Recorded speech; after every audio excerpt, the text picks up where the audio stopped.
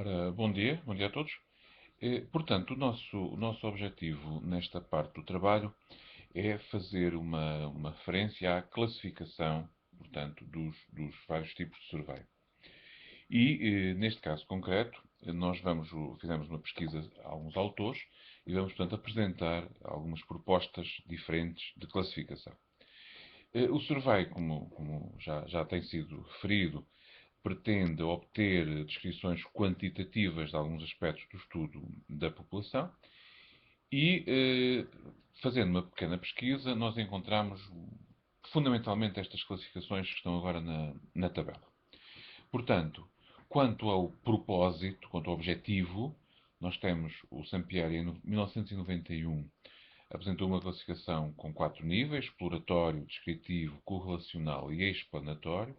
Por sua vez, em 93, Pinsonneau apresenta uma em que salienta três tipos: exploratório, o survey descritivo e o survey explanatório também, mas depois introduz a variável tempo, referindo-se que existe, quanto ao design de investigação, o survey interseccional longitudinal. Glasgow, em 2005, mas usando uma proposta de outros autores de 94, refere-se ao meio a utilizar e usa uma classificação em que refere os surveys escritos, verbais e mistos. Como os dois primeiros autores usam a mesma terminologia e, embora apresentem argumentos um pouco diferentes, nós vamos tentar juntar, digamos, os argumentos dos dois autores no que se refere a cada um dos tipos de survey. Começando pelo primeiro, o exploratório. Portanto, o exploratório é utilizado quando o objetivo é examinar um tema, um problema de investigação, que não foi abordado antes, ou que é pouco conhecido, pouco estudado, quando o investigador pretende aumentar o seu grau de conhecimento em relação ao fenómeno. O objetivo é, digamos, preparar a realização de um survey mais cuidadoso, portanto, servir de base à concepção de um survey mais cuidadoso posteriormente. Portanto, tem uma metodologia mais flexível, é um estudo mais amplo e mais disperso. Obviamente, por isso mesmo, contém um risco um pouco maior e requerem alguma paciência. Vamos supor que, por exemplo, existe uma vaga de gripe numa determinada zona do país e umas pessoas dizem que é por causa das taxas moderadoras que os velhotes não podem ir ao centro de saúde, outros dizem que são as temperaturas, outros dizem que é má alimentação, enfim, vários motivos. E a ideia é tentar descobrir as possíveis respostas para depois ir para uma análise e um questionário mais cuidadoso. Já quanto ao descritivo, o objetivo é descrever situações. Tentamos medir e avaliar vários aspectos, não é? Selecionam-se questões, vai-se medir cada uma delas independentemente para se descrever. A preocupação é descrever, ou quando muito efetuar comparações entre várias distribuições, não é ainda propriamente tentar encontrar correlações, tentar encontrar grandes explicações. É fundamentalmente descrever. Isto implica um forte conhecimento da área para poder fazer perguntas específicas, não é? sobre a temática. Portanto, a classificação correlacional, portanto, o survey correlacional, que é referido apenas por Sampieri, já pretende, como o nome indica, medir o grau de relação entre dois conceitos, ou entre duas variáveis, não é? Como é que se comporta uma variável conhecendo o comportamento de outra. Pretende-se ver se elas estão relacionadas ou não e analisa essa correlação, se é positiva, se é negativa. Começa a ter um valor um pouco, digamos, explicativo, não é? Porque o facto de estabelecermos relação vai-nos trazer alguma informação.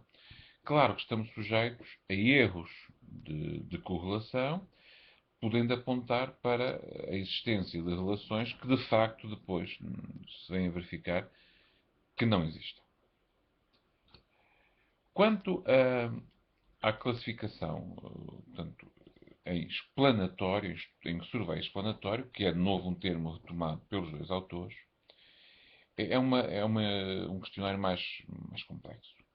Destina-se a responder agora às causas dos eventos.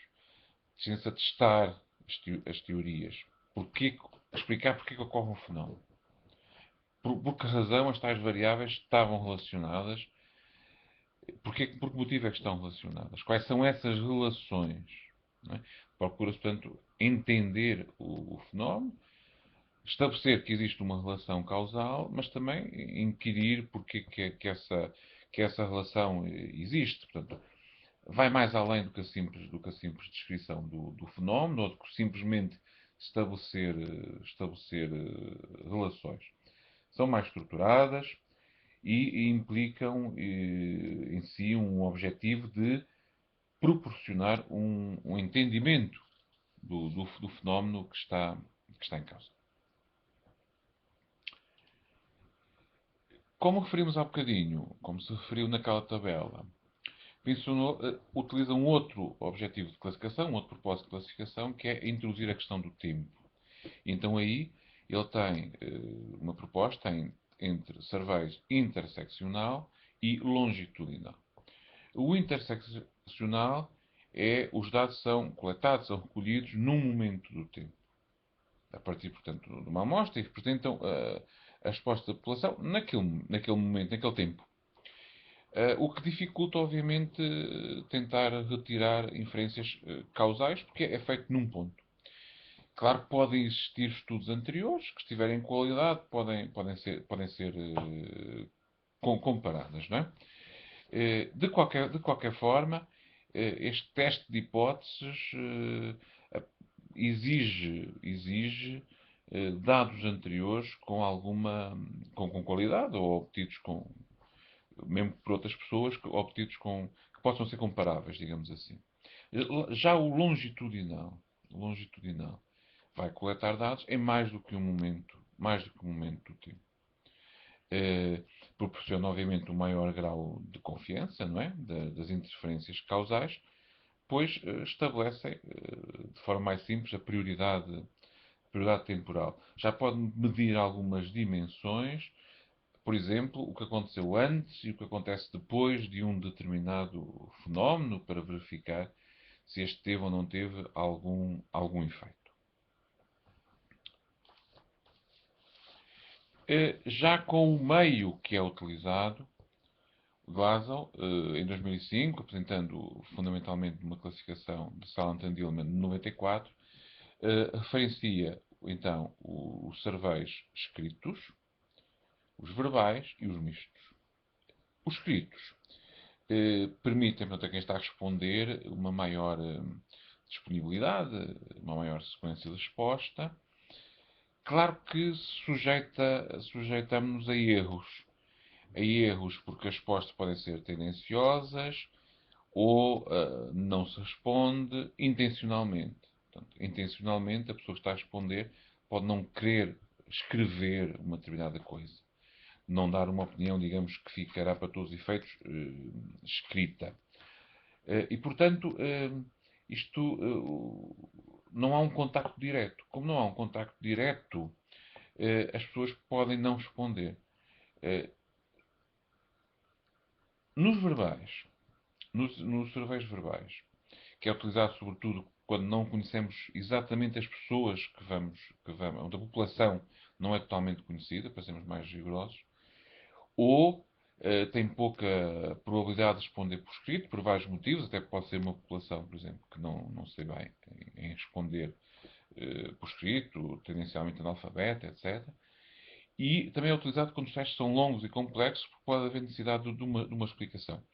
Tem ainda uma vantagem, não é? Como está a ver face-to-face, como as pessoas estão a observar o entrevistado, podem, digamos, tomar notas sobre a observação da linguagem corporal. Uma coisa é dizer um sim e um não escrito, outra coisa é dizer um sim e um não, estando a olhar para a pessoa que está a responder e sabe se é um sim com algumas restrições. Isso pode ter interesse. portanto, como referimos, é adequado a testes também longos e complexos, que é para, enfim, para a pessoa se sentir motivada a responder. Os mistos tentam recolher os efeitos positivos dos escritos e dos verbais. Será, digamos, um método, talvez o melhor método para um alto nível de respostas e, por sua vez, com poucos custos, não é? Com poucos custos. Portanto, estas foram as classificações que encontramos. As referências são estas. Iremos depois publicá-las também no fórum. E, basicamente, voltando atrás à classificação do survey, a esta tabela, portanto, basicamente são estes os tipos de classificação do survey que nós encontramos e que tentaremos também explorar através do fórum.